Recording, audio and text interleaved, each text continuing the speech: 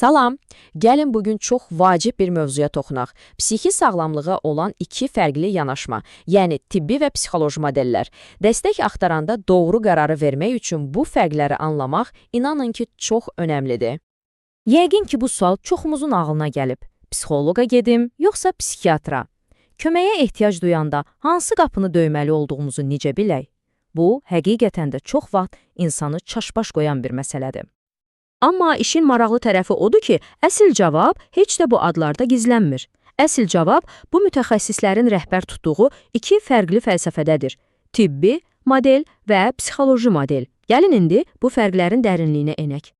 Yaxşı, gəlin işə kökündən başlayaq. Hər şeydən əvvəl bu iki model problemi, yəni bizim müraciətimizin səbəbini necə görür? Çünki bütün digər fərqlər məhz bu başlanğıc nöqtəsindən qaynaqlanır.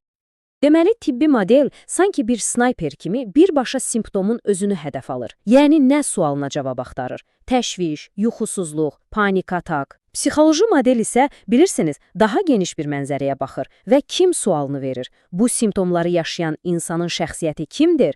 Onun həyat hekayəsi nədir? Tibbi yanaşmanın əsasında nozologiya deyilən bir sistem dayanır. Bu nə deməkdir? Çox sadə dildə desək, bu xəstəliklərin dəqiq, sistematik bir siyahısıdır. Yəni, həkim üçün simptomlara əsaslanıb konkret bir diaqnoz qoymaq şərtdir. Psixologiyada isə bu sərhədlər o qədər də sərt olmaya bilər. Bax, bu, bəlkə də yanaşmalar arasındakı ən fundamental, ən heyrətamiz fərqdir. Tibbi model üçün problem qapını döyən bir düşməndir. Onu məğlub etmək, yox etmək lazımdır. Amma psixoloji model deyir ki, yox, bir dəqiqə dayan. Bəlkə bu simptom bizə nəsə deməyə çalışır. Bəlkə o, şəxsi inkişafımız üçün bir siqnal, bir resursdur. Yaxşı, problemi necə gördüklərini anladıq. Bəs müalicə prosesi necə? Hədəflər, metodlar, gəlin görək burada fərqlər nələrdir? Deməli, belə düşünün. Tibbi model daha çox operativ işləyir. Məsələn, depressiya zamanı məqsəd dərman vasitəsilə simptomları tez bir zamanda yüngülləşdirməkdir.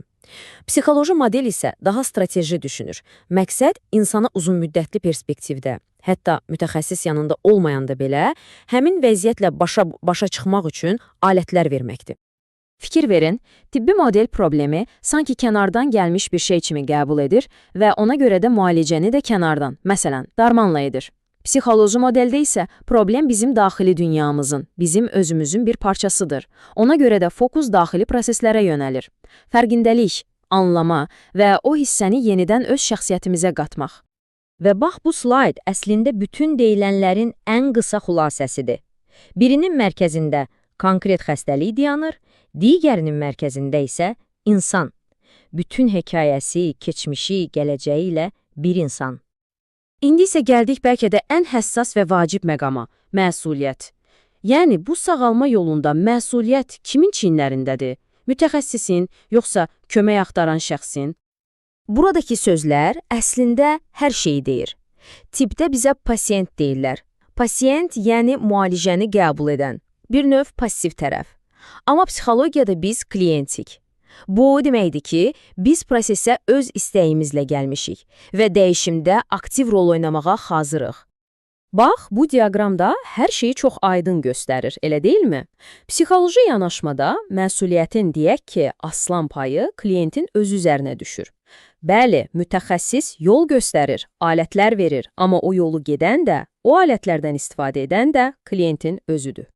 Tibbi modeldə isə tərəzi tamamilə başqa tərəfə əyilir. Burada pasient həkimə güvənir ki, o düzgün diaqnozu qoyacaq, düzgün müalicəni yazacaq, yəni sağalmanın əsas yükü, əsas məsuliyyəti həkimin üzərindədir.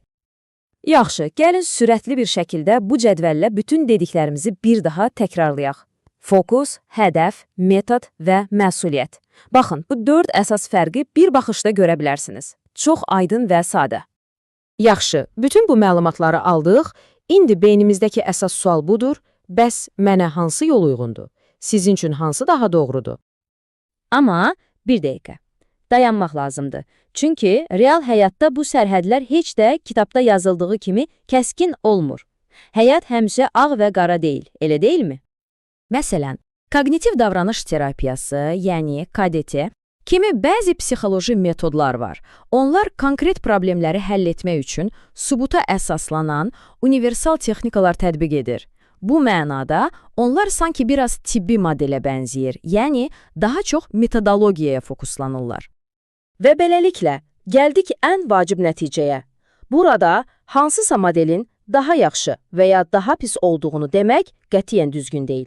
Ən effektiv yol tamamilə sizin kimliyinizdən və sizin unikal vəziyyətinizdən asılıdır. Hətta çox vaxt ən gözəl nəticə bu iki yanaşmanın bir yerdə bir-birini tamamlayaraq işləməsindən alınır. Və bu təhlilin sonunda icazə verin sizi bir sualla baş-başa buraxım. Sizin əslində nəyə ehtiyacınız var? Sadəcə simptomları aradan qaldıran sürətli bir həllə, yoxsa özünüzü daha dərindən anlamağa, uzunmüddətli dəyişikliklərə aparan bir səyahətə? Unutmayın, bu sualın cavabı yalnız və yalnız sizin özünüzdədir.